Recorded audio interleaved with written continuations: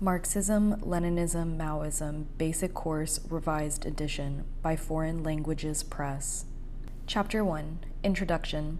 Most of us revolutionary activists are practical people.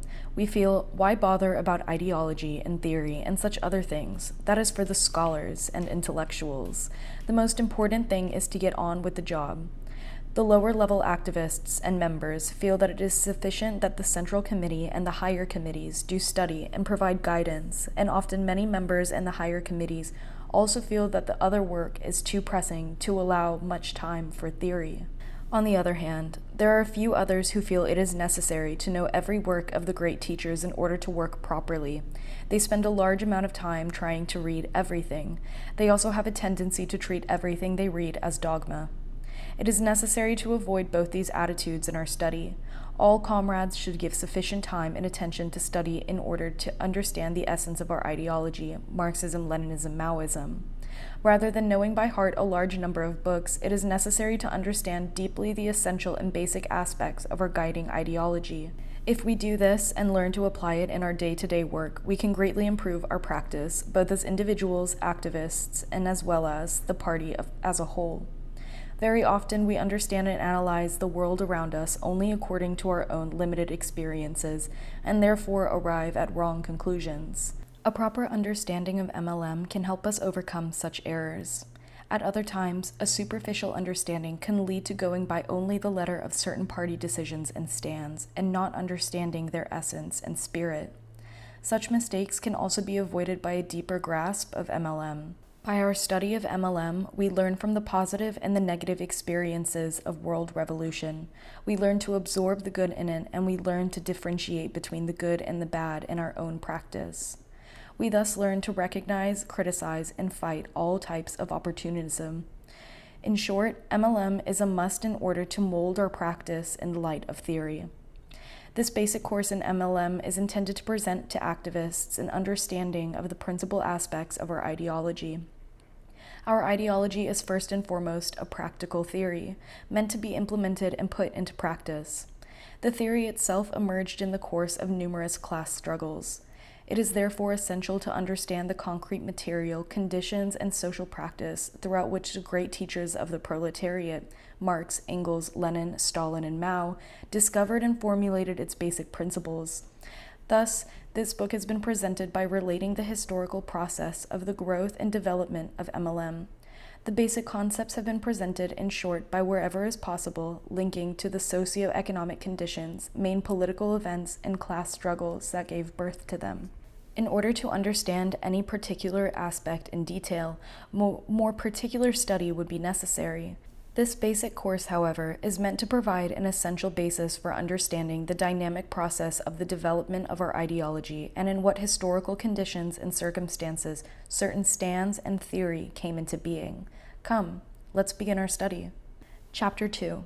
What is Marxism-Leninism-Maoism? The party leading the revolution is the Communist Party, and the ideology guiding the thinking and practice of the Communist Party is Marxism-Leninism-Maoism. This is known to all of us. However, many of us are not so sure what exactly is meant by communist ideology or MLM, and what are its various parts or aspects. Quite a few understand it simply as the ideas of Marx, Lenin, and Mao. Such an understanding is incomplete, insufficient, and superficial. What is needed is to go deeper into the matter and understand the internal essence. Let us first, therefore, try to understand this essence of MLM. At the time when Marx and Engels were first developing and propagating the theory of communism, Engels, in 1847, drafted a booklet called The Principles of Communism. In this, he defined what communism is in the following very simple manner. Communism is the doctrine of the prerequisites for the emancipation of the proletariat. Thus, Engels in this very short definition explains that the essence of communist ideology is to provide the theory regarding what is needed to achieve the ultimate freedom of the working class, the proletariat. This freedom would finally be achieved through the establishment of communist society. Stalin explained the same thing in the following way. Marxism is the science of the laws governing the development of nature and society, the science of the revolution of the oppressed and the exploited masses, the science of the victory of socialism in all countries, the science of building a communist society. Here, Stalin explains the wide scope of Marxism. Firstly, it is a science which provides the answers to questions concerning not only society but also the whole of nature. Thus, Marxism is an all-encompassing science. Secondly, it is a science regarding revolution, and this revolution is not of the rich, as in earlier bourgeois revolutions of the capitalist class, but of the poor and toiling masses. And thirdly, it is the science of building socialist and communist society. This science today is given the name of Marxism-Leninism-Maoism after the names of the three teachers who played the greatest role in establishing and developing it, Karl Marx, Vladimir Lenin, and Mao Zedong. Besides these three, we recognize two other great teachers who played a tremendous role, Friedrich Engels and Joseph Stalin. Engels was the comrade of Marx who closely collaborated with him in laying the foundations of Marxism as well as in advancing it after Marx's death. Stalin invented and developed Marxism-Leninism after Lenin's death. Marxism was first worked out by Marx with the help of Engels more than 150 years ago. The principal parts of Marxism are the philosophy of dialectical materialism and the discovery of the material conception of history, or historical materialism. Marxist political economy, which discovered the laws of motion of capitalism and its contradictions, and the doctrine of the surplus value, which uncovered the source of exploitation, and the theory of scientific socialism, based on the doctrine of the class struggle and the outlining of the principles governing the tactics of the class struggle of the proletariat. Leninism is Marxism in the era of imperialism and the proletarian revolution. It was first developed by Lenin around the turn of the century during the course of the Russian Revolution, while fighting the opportunism of the Second International, and while advancing the international communist movement through the Third International. Leninism, while defending and developing Marxism, made the following significant contributions: the discovery of the laws of motion of capitalism under imperialism and how they would inevitably lead to the imperialist powers to war, the qualitative development of the theory and practice of the proletarian revolution during the bourgeois democratic revolution as well as the socialist revolution, a clear understanding regarding the dictatorship of the proletariat, as well as the first principles regarding socialist construction, providing the theory and direction for the nationality movements and the movements in the colonies, and linking the national liberation movements to the world socialist revolution. The development of the organizational principles of the Leninist Party, the new type of party. Stalin, while defending and developing Leninism, particularly contributed to the principles and laws governing the period of socialist construction. Maoism is an extension and development of Marxism-Leninism applicable to the present era.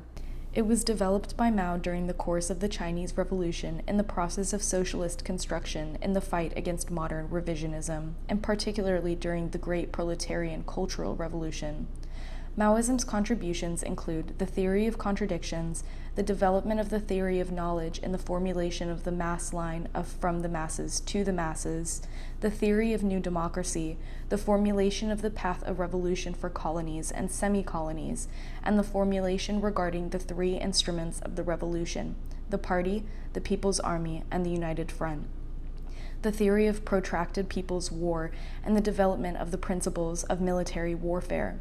The development of the organizational principles of the proletarian party through the understandings of the two-line struggle, recidifications campaigns, and criticism and self-criticism, the development of the political economy of socialism on the basis of the Soviet and Chinese experience, and the dialectical understanding of the process of socialist construction as the correct handling of the contradictions in the process of transition to socialism.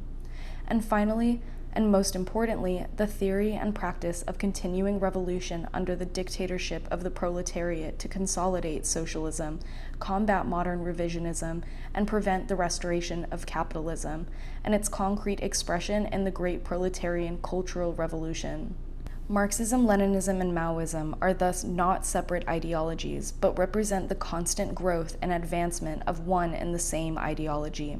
We shall in the following pages try to trace the story of the process of its development. While doing this, we shall also try to understand the essence of its various parts and aspects that have been listed above.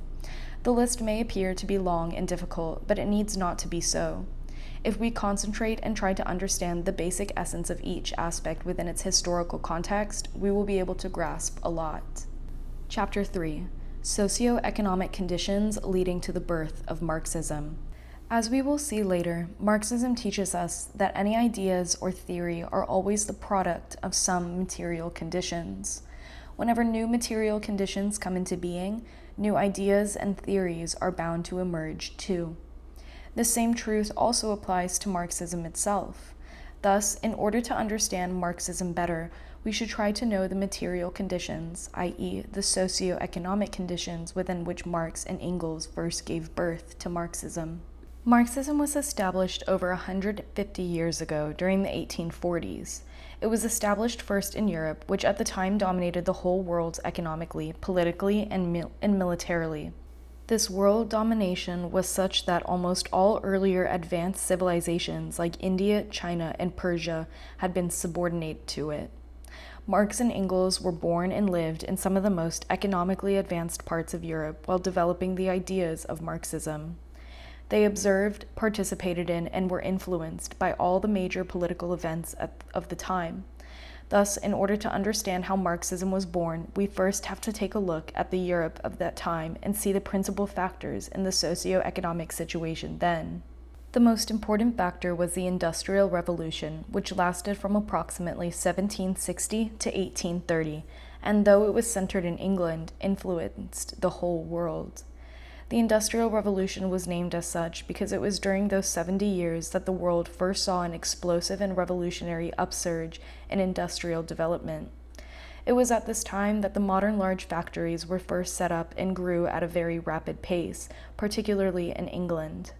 Along with this was the tremendous expansion of the world market, which sent English manufactured goods to all parts of the world. Though other countries like France, Holland, and parts of Germany and the United States also set up large factories, this period was heavily dominated by England. Its domination was such that it came to be called the workshop of the world, which supplied manufactured goods to all countries. The Industrial Revolution transformed the capitalist class. This class was economically not so strong earlier and was a middle class. It was called the bourgeoisie because bourgeois in French means middle class. But with the Industrial Revolution, this middle class was transformed into a class of industrial millionaires, the modern industrial bourgeoisie. The untold riches of this new class gave it the strength to challenge the feudal classes more powerfully, which were, until then, still the ruling classes. Alongside the modern industrial bourgeoisie, the Industrial Revolution also gave birth to another class, the modern industrial working class, or proletariat. This class consisted of workers working together by the thousands in large factories, was also far different from the earlier workers working in small groups and tiny workshops. The modern proletarians possessed nothing else except their laboring power, and had a strength and competence not known to earlier generations of workers and toilers. This strength came from their contact with modern industry, their discipline learned from the factory system, and their superior organization due to their large numbers assembled together in single factories under one roof. Their position within society made them the potentially most revolutionary force in history. The other important factor was that which dominated the political situation in Europe at that time. It was the spate of bourgeois democratic revolutions led by the rising capitalist class, of which the most important was the French Revolution of 1789.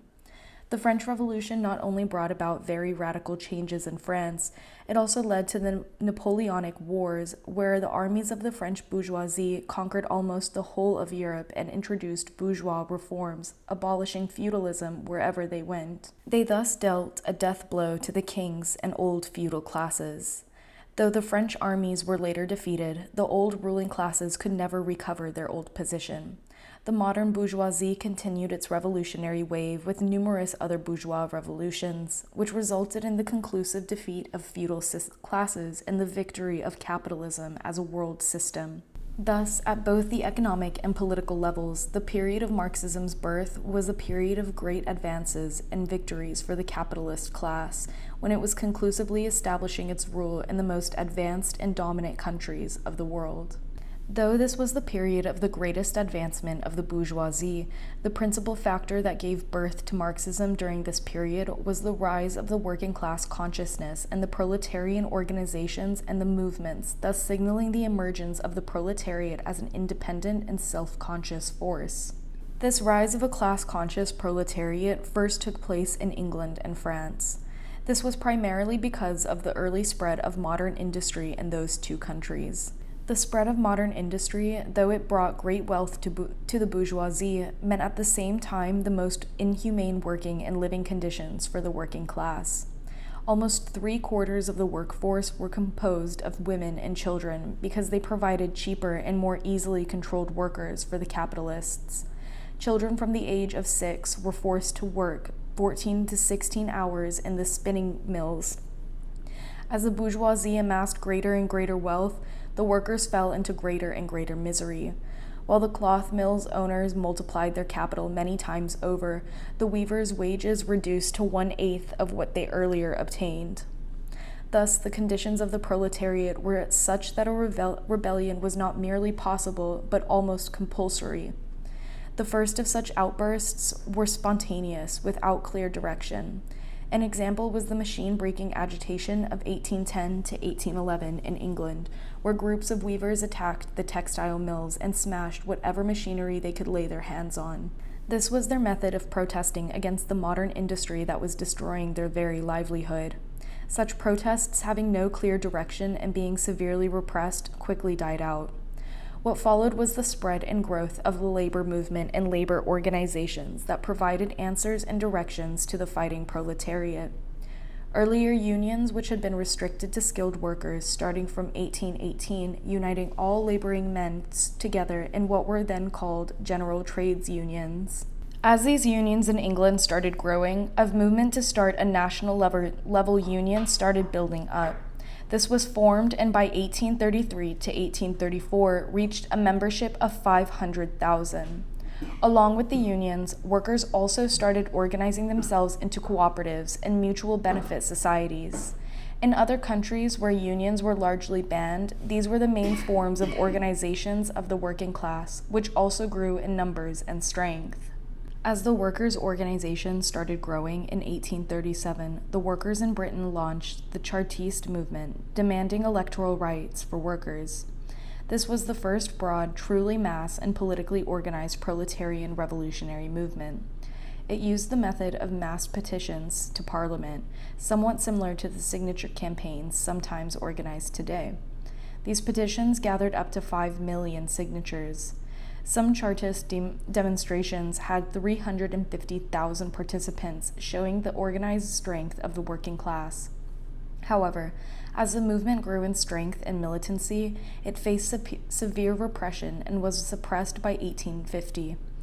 During the early 1840s, while Engels was staying in Manchester in England, he was in close contact with revolutionary Chartist leaders as well as its weekly, The Northern Star, and was influenced by the Chartist movement. The growing militancy of the workers' movement in this period also often led to the first worker uprisings, which were brutally suppressed. Examples of these were the uprisings in London in 1816 and Manchester in 1819, the uprisings of the silk workers of Lyon, France in 1831 and 1834, and the uprising of the hand-loom linen weavers of Silesia in Prussian Germany, today part of Poland, in 1844. The last named struggle had a strong impact throughout Germany as well as on the young Marx.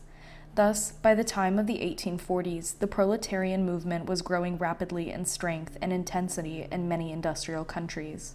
However, it was still very weak and in no position yet to pose a threat to either the dominant big bourgeoisie or the old feudal ruling classes. Nevertheless, the emergence of the proletariat as an independent class force was an event of world historical significance. The proletariat coming into the material existence also meant at the same time the birth of the ideas representing this new revolutionary class. Many ideas and theories claiming to represent working class interests thus came into being. Marxism, when it was first formulated in the 1840s, was only one among them. However, though many theories had emerged from the same economic conditions, Marxism alone provided the tools to properly understand those conditions and also to change them. Therefore, in the years to come, it was Marxism alone that would prove to be the true proletarian ideology. Chapter 4: The Early Lives of Marx and Engels Until They Became Marxists. Obviously, no one can be born a Marxist, not even Marx. There has to be a process through which ideas and views are developed and formulated and take a basic shape, which can be called an ideology. Naturally, Marx and Engels had to go through such a process too, before they came to discover and themselves grasp the basic truths of what we know today as Marxism. This process of thought was naturally determined to a great extent by the concrete experiences that both of them went through. In order, therefore, to understand this in some depth, let us briefly look at the early life experiences of these two great teachers.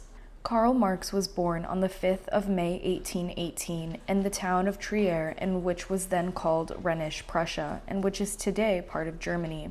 His father, Heinrich Marx, was one of the top lawyers of the town. The family was well-to-do and cultured, but not revolutionary. Both of Marx's parents came from a long line of Jewish priests. Thus, though they were economically well off, they had to face social discrimination in the anti-Jew atmosphere of Prussia.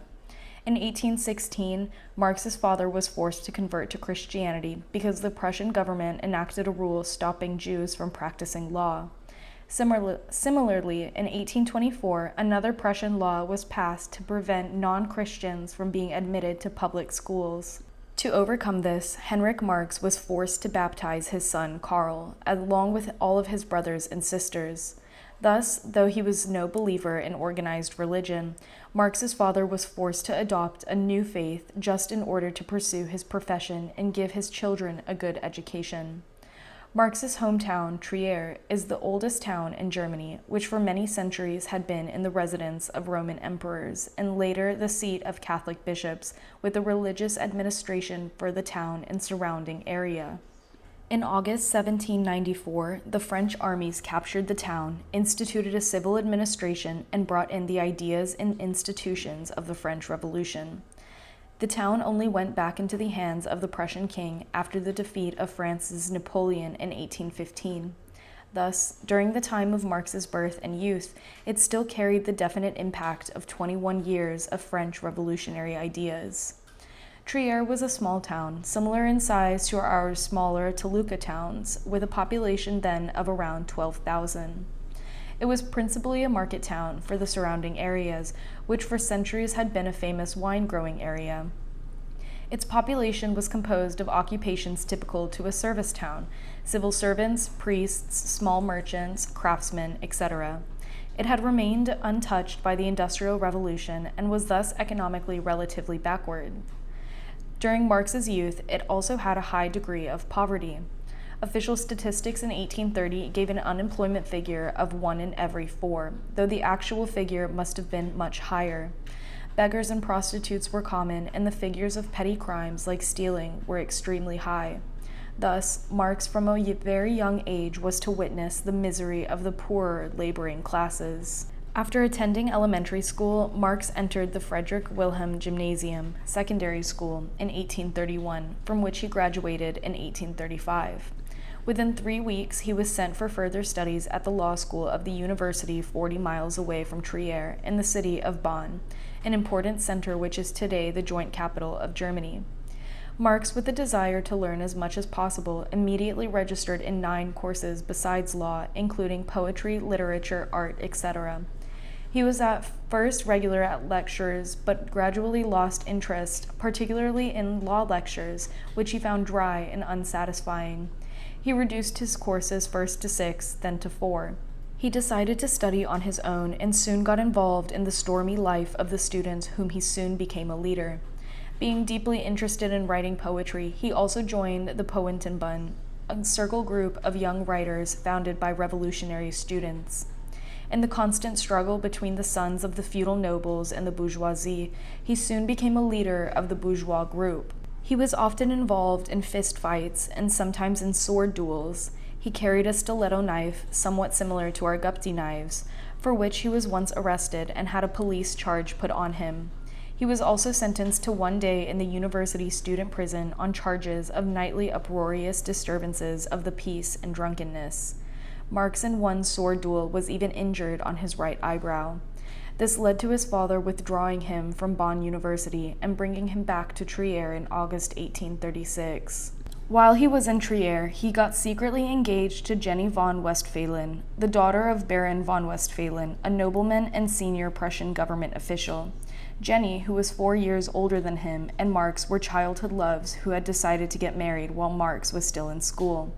They now got engaged with the approval of Marx's parents, but without Jenny's parents' approval, which was only obtained in 1837. In October 1836, Marx moved to the University of Berlin, which was in the capital of Prussia.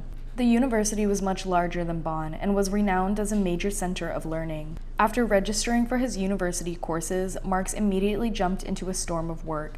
He stayed up night after night, eating irregularly, smoking heavily, reading heavy books, and filling up notebooks. Instead of formal classes, Marx pursued his studies on his own. Working at a tremendous pace, he moved from law to philosophy to poetry to art, then to writing plays and stories, then back to philosophy and poetry. His overwork had a bad effect on his health, particularly his smoking affected his lungs, and he was sometimes forced to take a break. But he always went back to his excessive work habits, reading up everything from ancient to the latest works of scientists and philosophers. His bent was towards philosophy, always trying to find universal meaning, always searching for the absolute in principles, definitions, and concepts. During his second year at university, he joined a group of philosophy students and teachers called the Young Hegelians. They were followers of the famous German philosopher Friedrich Hegel, who had taught at Berlin University and died in 1830. They tried to give a radical interpretation to Hegel's philosophy, and for this they were sometimes called left Hegelians. One of Marx's friends in this group, its intellectual leader, was a professor called Bruno Bauer, who was a militant atheist who constantly attacked the church's teachings. Such attacks, along with the radical political views of the Young Hegelians, made them a target of the Prussian authorities. Thus, when Marx completed his doctoral thesis, he could not obtain his degree from the Berlin University, which was dominated by reactionary appointees of the Prussian government. After completing his studies in Berlin, he submitted his thesis and obtained his PhD in April 1841 from the liberal-leaning University of Jena that was outside of Prussian control. After obtaining his degree, he had hoped to become a lecturer at Bonn University, where Bruno Bauer had transferred to in 1839, but Bauer himself was in trouble because of the student disturbances his anti-religion lecturers were causing. Finally, the king himself ordered the removal of Bauer from Bonn University. This meant the end to Bauer's teaching career, as well as any hope of a teaching job for Marx. Marx started concentrating on journalism, which he had already started immediately after leaving university. This also helped him to participate more thoroughly in the rapidly growing radical democratic opposition movement, then developing in his Rhineland province and the neighboring province of Westphalia. These provinces, which had experienced the liberating influence from the French anti-feudal reforms, were major centers of opposition to the Prussian king. Industrialization had also led to the growth of the bourgeoisie, particularly in Cologne, the richest of the Rhineland. This meant strong support for this radical opposition movement by the industrialists, who were fed up with the excessive controls of the feudals. Marx first started writing for, and then in October 1842 became the chief editor of the Rheinischen Zeitung, a daily newspaper supported by such industrialists. In Marx's hands, the newspaper soon became a fighter for radical democratic rights. This, however, brought Marx into constant conflict with the Prussian censors, who were very repressive. Finally, when the paper published a criticism of the Russian Tsar's despotism, the Tsar himself brought pressure on the Prussian king to take action. The paper was banned and had to be closed down in March 1843. Marx then started involving himself in a plan to bring out a new journal, the German-French yearbooks. From 1841 to 1843, Marx was deeply involved in the stormy political life of that period. However, he was basically a radical Democrat and did not at the time hold communist views. His major transformation of the level of philosophy during this period was in 1841 after reading a book, The Essence of Christianity, by Ludwig Feuerbach, which presented a criticism of religion from the standpoint of materialism. This book played a major role in shifting Marx's ideas from the idealism of the young Hegelian group to materialism. Another philosophical work of 1841, The European Triarchy, that influenced Marx was the attempt by his friend Moses Hess to develop a communist philosophy by combining French socialist and left Hegelian ideas. However, at that time, Marx had yet only a limited knowledge of the ideas of the socialists and communists. His first contact was in 1842 when he read with interest the work of many of the leading French socialist theorists. He was, however, not converted to communism or socialism by these readings. This change came about more through his contact with working-class communist groups and the study of political economy, both of which took place mainly after moving to Paris at the end of 1843. 7 years after their engagement, Marx and Jenny were married in June 1843. They had a short honeymoon in Switzerland, during which Marx wrote a booklet where he presented his initial criticisms of Hegel. After the honeymoon, he started the study and preparations for moving to Paris, from where the earlier mentioned German-French yearbook was to be launched. This move to Paris was planned in order to avoid the Prussian censors. However, though the journal was planned as monthly, it collapsed after only one issue that came out in February 1844. Marx's period in Paris was, however, marked by very significant new experiences. Of the greatest importance was a direct contact with the various socialist and communist groups, of which Paris was a hot center. Besides meeting a large number of theoreticians and revolutionaries, Marx benefited greatly by regular contact with many working-class revolutionaries in Paris. At the same time, Marx started a study of political economy in which he read most of the works of the famous English economists. The revolutionary contacts and the further study had their impact. These were reflected in Marx's writings. The single issue of the yearbooks was of crucial importance because it contained Marx's first broad generalization of a Marxist materialist understanding of history that was contained in an article criticizing Hegel's philosophy. It was in this article that Marx made the highly important formulation regarding the historical role of the proletariat. He also here made his famous formulation that religion is the opium of the people. The same issue also contained an article by Engels on political economy, which also gave a materialist understanding regarding the development of modern capitalism. It was Marx's interests in Engels's writing that led to their meeting in Paris between August 28th and September 6th of 1884. This turned out to be an historic meeting that helped the two great thinkers clarify their ideas and lay the first foundations of Marxism. Though they had both independently come to similar conclusions earlier, this meeting helped them to achieve complete theoretical agreement. It was at this meeting that they more clearly came to an understanding regarding the materialist conception of history, which was the cornerstone of Marxist theory. Friedrich Engels was born on November 28th of 1820 in the textile town of Barmen in the Rhine province of Prussia. His father was the wealthy owner of a cotton spinning mill and was fiercely religious Protestant Christian with a reactionary political outlook. Barmen, like Marx's Trier, also belonged to the part of Prussia which had seen 20 years of French conquest. It thus also had progressive influences on it. However, its main characteristic was that it was one of the biggest Rhinish industrial centers. Thus, Engels from a very early age saw the severe poverty and exploitation of the working class.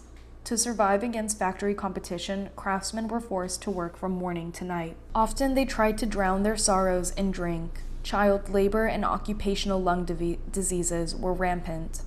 Engels attended the Barmen town school until the age of 14.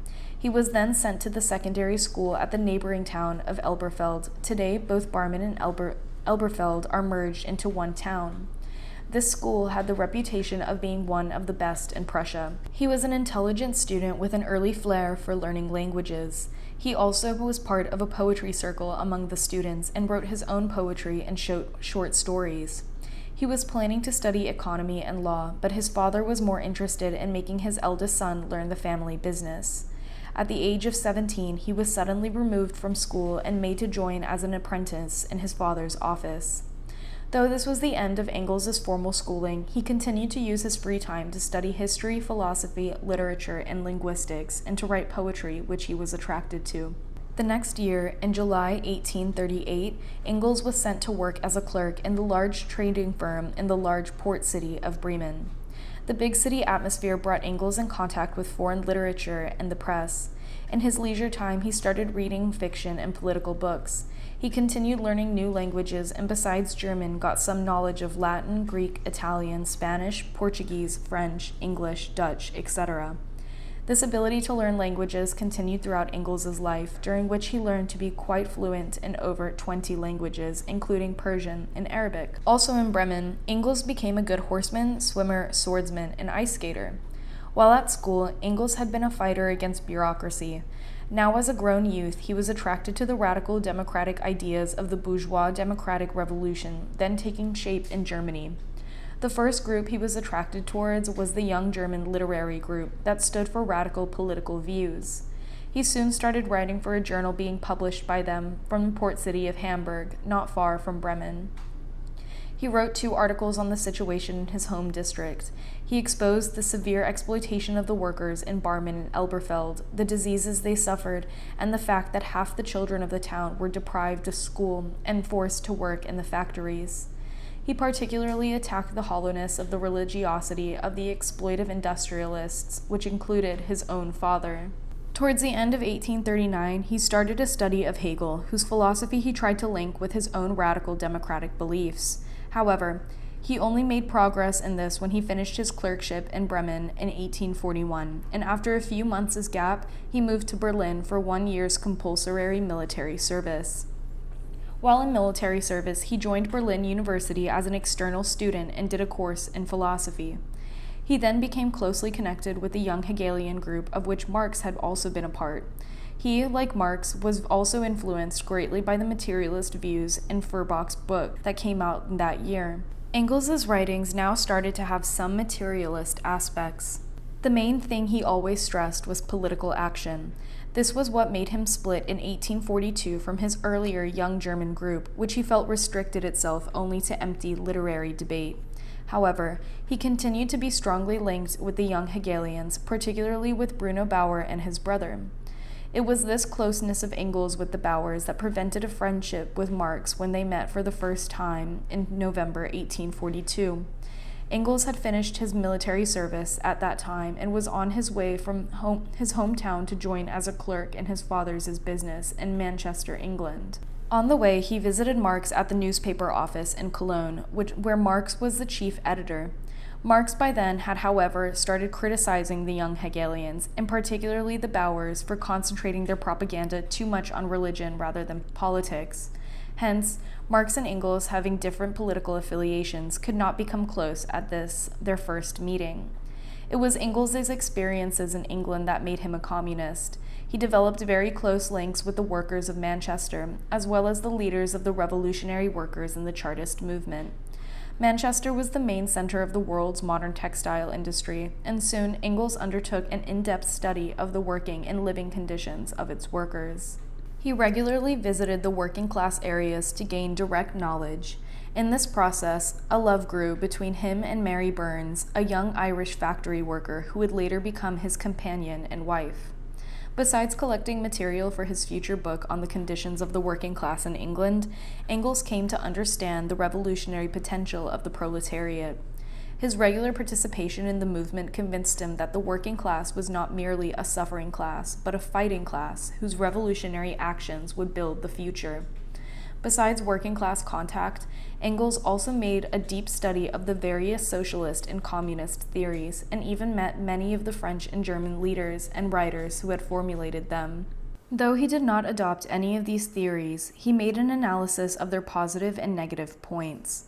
At the same time, he started a deep study of the bourgeois political economy. This was in order to help him analyze the economic relations of society, which he had started feeling was the basis of all social change. The initial results of his study he put down in his article that was published by Marx in his journal, published from Paris. As we mentioned earlier, this led to correspondence between Marx and Engels and their historic meeting in 1844. Engels was on his way back from Manchester to his hometown Barmen when he stopped on the way to meet Marx, who was staying in Paris. Their discussions helped Marx to better formulate the materialist understanding of history in which they both started believing. They also, at this meeting, started work on their first joint book, which was an attack on Bruno Bauer and the Young Hegelian group, to which they had both previously belonged. Engels spent the next 8 months doing intensive communist propaganda and organizational work in Germany. During this period, he was in constant revolt against his father, who opposed his communist work and tried to get him to work in his factory. After just 2 weeks at his father's office, Engels rejected it completely and left Barmen to join Marx. Marx by that time had again become the target of feudal authorities. The Prussian king had brought pressure on the French king, who expelled Marx from Paris. Marx was forced to move to Brussels in Belgium, along with his wife and 8-month-old child. This is where Engels came and set up house right next to Marx's house. Marx, in the meantime, had done deep work and developed the main features of the New World outlook, which they had discussed at their earlier meeting. In Brussels, both Marx and Engels started intense joint work. This was, as Engels said, to develop the new outlook in all possible directions. The result was the historic book, The German Ideology, which only got published almost 100 years later. The main purpose of this book served at the time was for the two great thinkers to clarify their old understanding and set up the pillars of the New World outlook, which later became to be known as Marxism. Marx and Engels had become Marxists.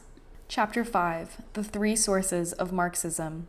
From the earlier account of the early life of Marx and Engels, it is clear that they were both extraordinary and brilliant men.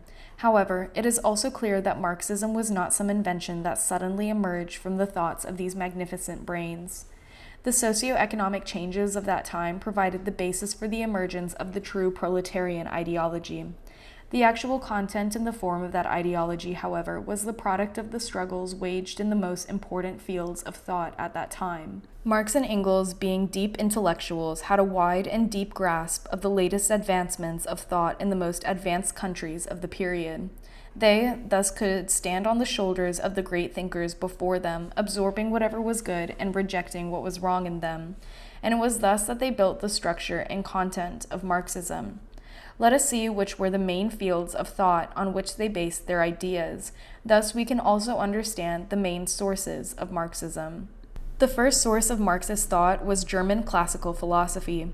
Any ideology has to have its grounding in some philosophy, and both Marx and Engels, as we have seen, had a strong base in German classical philosophy. German philosophy had during the period 1760 to 1830 grown to become the most influential school in European philosophy. It had its base in German middle classes. This class was intellectually very advanced, but had not developed the political strength to make revolution or the economic resources to make an industrial revolution. This was what probably inclined them towards elaborate systems of thought. However, this class, having many civil servants, had many contradictory aspects. It sometimes leaned to the industrial bourgeoisie and proletariat on the one side, and sometimes to the feudal classes on the other. This was thus reflected in German philosophy having both a progressive as well as an anti-progressive aspect. This was particularly seen in Hegel's philosophy, upon which Marx and Engels largely based themselves. They therefore rejected all the anti-progressive aspects that upheld the existing feudal society and developed upon the progressive and revolutionary parts to lay the foundations of Marxist philosophy. Number 2. English political economy was the second important source of Marxism. As England was the center of the Industrial Revolution, it was only natural that the study of the economy and its laws should reach its peak in this country. It was a new field of study which basically started with the growth of modern capitalism.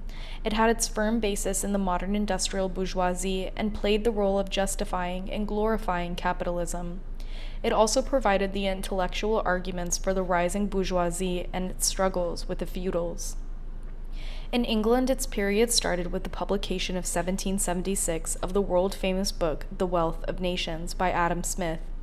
He basically argued that if capitalism were given the fullest freedom to grow, it would lead to the greatest progress of humanity. He thus provided the argument for the reduction of controls of any sort by the feudals on the capitalist class. David Ricardo was another famous classical economist who played a crucial role in the battles of the bourgeoisie with the landlords. He was the one who pointed out that capitalism progressed, the average rate of profit of the capitalists fell. His very significant discovery was the development of the labor theory of value, which showed that all economic value is created by labor. Other later economists analyzed the causes of economic crisis under capitalism. English political economy basically served the interests of the industrial bourgeoisie. It therefore played a revolutionary role against the feudal classes. However, the economists very often did not carry forward their analysis beyond the point where it began to hurt bourgeois class interests. Thus, for example, Ricardo, though he developed the labor theory of value, did not expose the exploitation of labor by the capitalist class. This was done by Marx. He took the work of the English economists beyond the limits of the capitalist class and drew the necessary revolutionary conclusions from them. It was thus that Marx developed the principles of Marxist political economy. The third source of Marxism was the various social theories, which mainly originated from France. These theories represented the hopes and aims of the newly emerging proletariat class. They were both a reflection of, as well as a protest against, capitalist exploitation and oppression of the working class. France at that time was the main center for revolutionary groups and revolutionary theory, which inspired the whole of Europe. It was therefore natural that socialist theories, too mainly, came out of France. For these theories had major defects, as they were not based on proper scientific analysis of society. Nevertheless, they represented a break with the individualism, self-interest, and competition of bourgeois revolutionary theory. They also pointed the way forward for the proletariat from the capitalist society. Marx thus made a study of these theories of socialism and communism before formulating the Marxist principles of scientific socialism. While in Paris, he spent a considerable amount of time with the leaders and members of the numerous French revolutionary and socialist groups. Marx took what was best in socialism and gave it a scientific basis of the doctrine of class struggle. He thus developed the principles of Marxist scientific socialism. This then is the story of how Marxism emerged from the three great sources of ideas in then the most advanced countries of the world. The three sources of Marxism, German philosophy, English political economy, and French socialist theories, corresponded to the three main component parts of the new ideology: Marxist philosophy of dialectical materialism, Marxist political economy, and Marxist theory of scientific socialism. In the following pages, we will try to understand the essence of these parts. Chapter 6. The Basic Formulations of Marxist Philosophy, Dialectical and Historical Materialism. As we have repeatedly seen earlier, Marx and Engels always insisted that all philosophy should be practical and linked to the real world. This was expressed in the most clear manner by Marx in his famous saying, "The philosophers have always interpreted the world in various ways. The point, however, is to change it." By this, Marx meant that he did not want to become a philosopher like our rishis and munis, sitting on some mountain and meditating regarding supernatural things. He did not see much point in thinking and completion unless it was linked to the practical world. His basic quest was to understand how the world was changing and thus to participate in actual practice and change today's world and society. He thus was interested in a philosophy that would be applied in social practice. In order to do this, Marx had to take a stand with regards to the basic division of all philosophy, the divisions between idealism and materialism. This division is regarding the basic question as to which is primary, spirit or nature. Those who take the stand that spirit is primary belong to the camp of idealism, whereas those who take a stand that nature is primary belong to the camp of materialism. Idealism is always connected in one way or another to religion. Being men of practice who were absolutely opposed to religious beliefs, it was but natural that Marx and Engels established Marxist philosophy firmly in the camp of materialism. In doing so, they were definitely influenced and aided by the writings of Feuerbach and other materialist philosophers of that time. However, These philosophers were mechanical materialists who understood nature and society to be like a machine, turning round and round without any development or real change. Marxists rejected mechanical materialism because it did not bring any understanding of historical change and development. For this, Marx had to turn to dialectics, which is the science of the general laws of motion. The essence of dialectics is that it understands things in their interconnections and contradictions. Dialectics thus was able to provide the science of development that Marx knew was necessary to change the world. At that time, Hegel's philosophy and laws of dialectic, which Marx studied deeply, were the most advanced in Europe. But Hegel had developed his philosophical laws in an idealist way by only making them applicable to the field of thought. He belonged to the camp of idealism and refused to recognize that nature and material social being are primary and spirit and ideas are secondary. He thus did not accept that his system of thought itself was a product of the development of human society in its definite stage. He refused to understand that his laws of thought were themselves reflections of the laws of nature and society. Thus, as Marx said, Hegel's dialectics, by being idealist, was standing on its head, meaning it was absurd and illogical. Marx turned Hegel's dialectics the right side up, meaning that he made it rational, by putting it on the basis of materialism. Marx took Hegel's dialectical laws and gave them the approach of materialist philosophy. He thus made Hegel's laws of thought also into laws of nature and society. He thus formulated dialectical materialism, which is the essence of Marxist philosophy. By giving dialectics a rational and materialist basis, Marx changed it into a philosophy of revolution. Marx and Engels applied dialectical materialism to the study of society and history, thus discovered the materialist concept of history. The materialist conception of history was a new and revolutionary way of understanding society and social change. It explained the basis of social changes and the political revolutions, not as an invention of some brilliant men's minds, but as the product of the processes within society. It showed all revolutionaries that the path to social change lay in understanding society and formulating the ideas to bring about change accordingly. The starting point of the materialist conception of history is the level of development of the material productive forces, i.e., tools, machinery, skills, etc.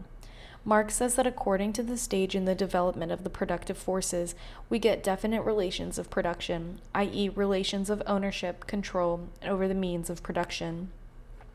Thus, for example, backwards productive forces like the wooden plow and wind and hand and animal-operated mills give us feudal relations. Modern productive forces like tractors, harvesters, etc., when they are widespread, give rise to capitalist relations of production. These relations of production constitute the economic structure of society, or the economic base of society. On top of the economic base of society arises on a legal and political superstructure with definite forms of a social consciousness. Further, Marx says that it is the mode of production, consisting of the productive forces and relation of production, that conditions the social, political, and intellectual life in general. Thus, for example, the feudal mode of production gives rise to very severe oppression of women and lower castes, and a very undemocratic political system. The capitalist mode of production, on the other hand, reduces social oppression and brings some bourgeois democratic rights. At a certain stage in development of the productive forces, they come into conflict with the existing relations of production. These old relations of production start preventing the development of the productive forces. Unless these production relations are changed, the productive forces cannot develop. This period when the relations of production start acting as chains on the development of the productive forces is the beginning of the epoch of social revolution. Revolution is needed to change the relations of production, i.e., the relation between the various classes in society. Once this happens, and the relations of production or property relations are broken, i.e., the economic base is changing, then the change in the whole superstructure follows quite quickly.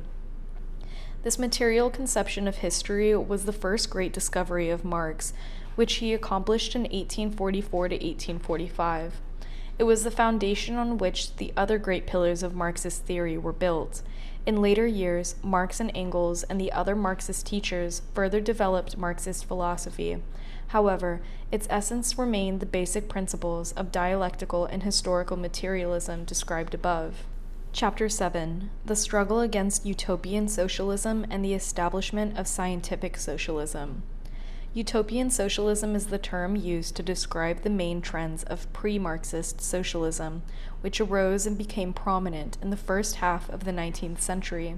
The term utopians derived from the idea of utopia, which is supposed to be a state of things where everything is perfect, and socialist first became popular in the 1830s. They were used to describe a group of thinkers who developed theories to transform society on a more egalitarian basis by removing individualism, selfishness, and competitiveness in human nature. Many of these thinkers or their followers tried to implement their theories by setting up ideal communities where all the members worked, lived, and shared the fruits of their labors on a cooperative basis. They believed that such ideal communities would provide the example that would then be followed by the rest of society. They thus did not rely on the actual processes in society for building their schemes of socialism. Rather, they thought that the rationality of their plans and ideas itself was sufficient to convince people and change society. Utopian socialism was first and foremost a reaction to the oppression and exploitation of the working class under capitalism. The working people had fought bitterly for the overthrow of feudalism. However, the bourgeoisie's slogans of freedom, equality, and fraternity had only meant freedom for the capitalist class and intensified exploitation of the workers. The various socialist doctrines arose as a result of the emerging class contradictions between the capitalists and workers and as a protest against exploitation. They attempted to build a system that would provide justice to the toilers. The anarchy of capitalist production was another cause for the new socialist theories. The utopian socialists attempted to build rational systems that would provide for the needs of humankind in an orderly and harmonious fashion.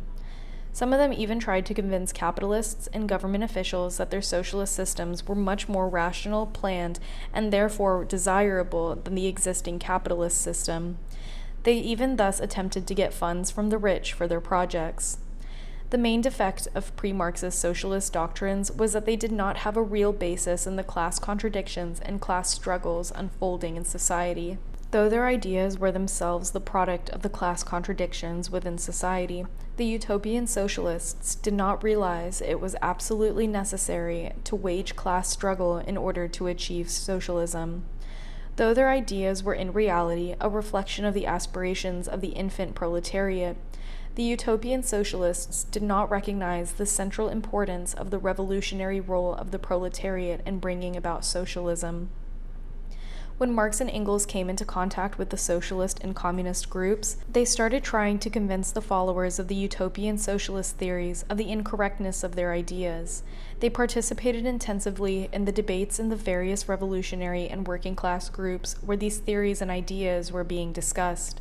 Their main aim was to give a scientific basis to socialist theory. For this, they had to expose the defects and wrong understandings of the early socialists and place socialism on the sound basis of the Marxist theory of class struggle. As Marx himself pointed out, the theory of class struggle was not something new that he invented. In fact, the earlier socialists and even bourgeois writers were quite conscious about it and wrote about classes and class struggle. However, the essential difference of the Marxist theory of class struggle is that it showed how class struggle led inevitably to socialism and communism. Firstly, Marx showed that classes were not something that had always existed in human society.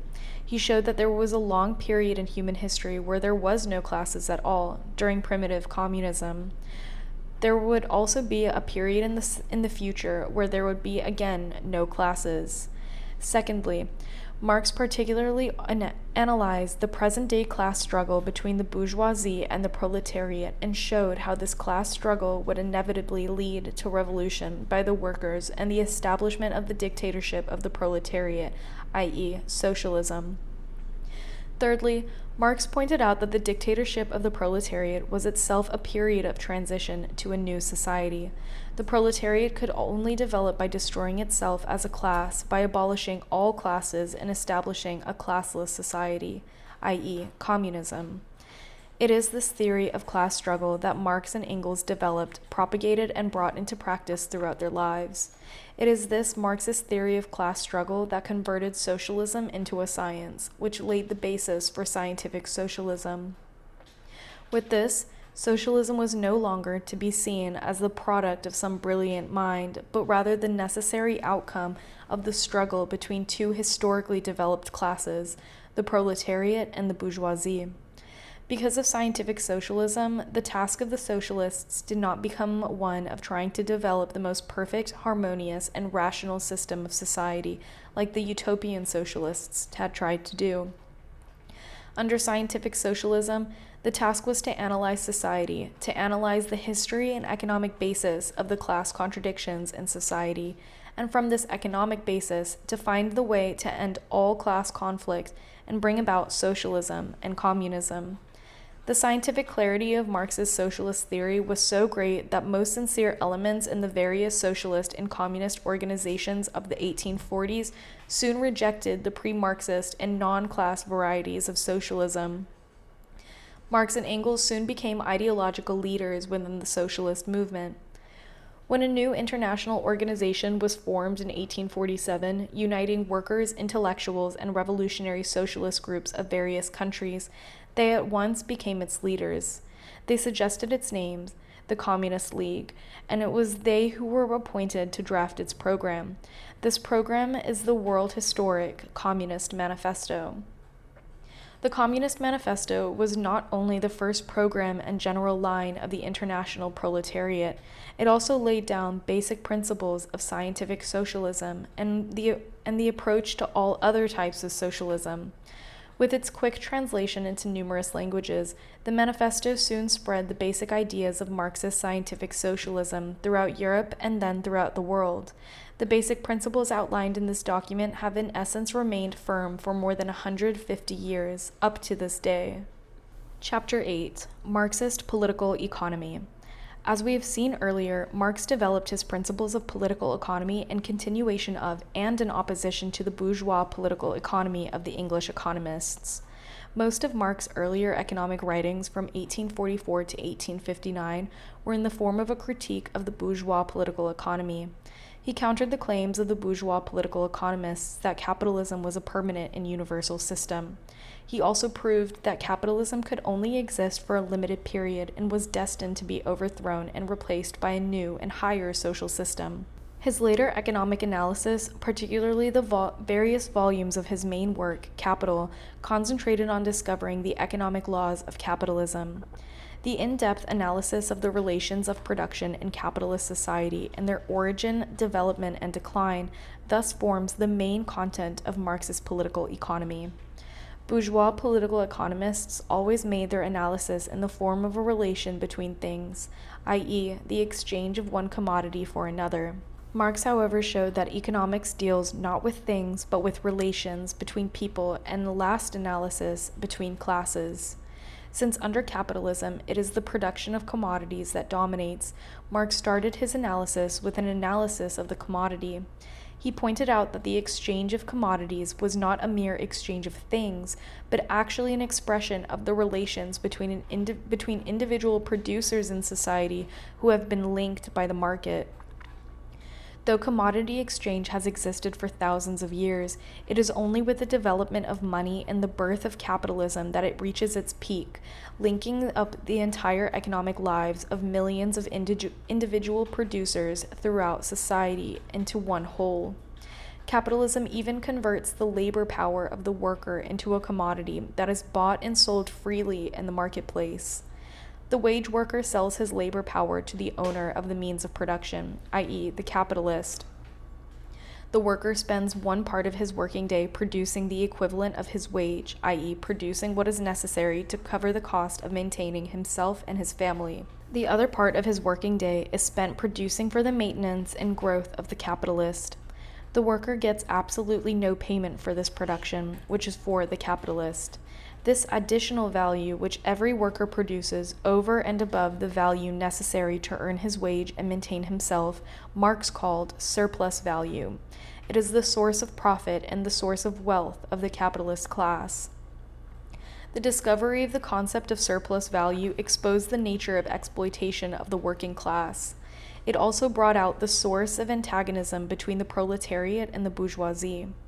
This class antagonism was the principal manifestation of the fundamental contradiction of capitalist society, the contradiction between the social character of production and the private character of ownership. Engels referred to this discovery of surplus value as the second important discovery of Marx, after the discovery of materialist conception of history.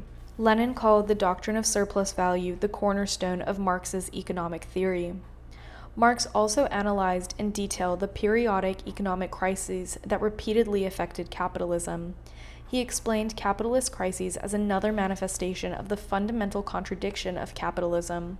He thus exposed the falsehood of the bourgeois economists who at the time propagated that capitalism could not face any crisis, as the operation of the market would solve all problems. They claimed that whatever was produced by the capitalist would automatically be sold in the marketplace. Marx, however, exposed that the nature of the working of capitalism itself would lead inevitably to crisis. He showed how capitalists, in their desperate urge to earn more and more profits, went on madly increasing production. At the same time, every capitalist tried to maintain a higher rate of profit by cutting the wage rates of his workers and throwing them in poverty.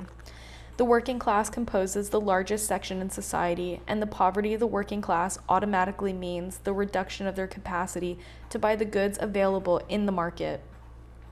Thus, on the one hand, the capitalist class increases production of the goods being supplied to the market, and on the other hand, it reduces the buying capacity of a large section of its buyers in the very same market.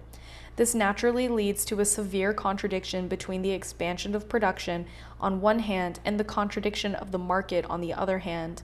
The result is a crisis of overproduction where the market is flooded with unsold goods. Numerous capitalists are thrown into bankruptcy. Hundreds of thousands of workers are thrown out of their jobs and forced into starvation. At the same, the shops are filled with goods that remained unused because there is no one to buy them. Marx further concluded that the anarchy of these crises of capitalism could only be resolved by resolving the fundamental contradiction of capitalism between the social character of production and the private character of ownership. This could only be done by overthrowing the capitalist system and establishing socialism and communism, thus giving a social character to the ownership of the means of production. Marx showed that the social force that would bring about this revolution had been created by capitalism itself. It was the proletariat class. It was the proletariat alone who had no interest in continuing the present system of exploitation and private ownership. It alone had the interest and capacity to establish socialism. Marx analyzed how every crisis intensified the contradictions of the capitalist system. He described the process with each crisis of the centralization of capital into the hands of a smaller and smaller handful of capitalists. This proceeded alongside the immense growth in the misery and discontent of the vast masses of workers. As the contradictions of capitalism sharpened, the revolutionary upheavals of the proletariat grew in strength, finally resulting in revolution, the confiscation of capital of the capitalists, and the building of a socialist society with a social character of ownership suited to the social character of production. In this way, Marx, starting from the economy's most basic unit, the commodity, brings out the nature of the economic laws governing capitalism. He thus exposes the scientific economic basis for the socialist revolution and the road to communism.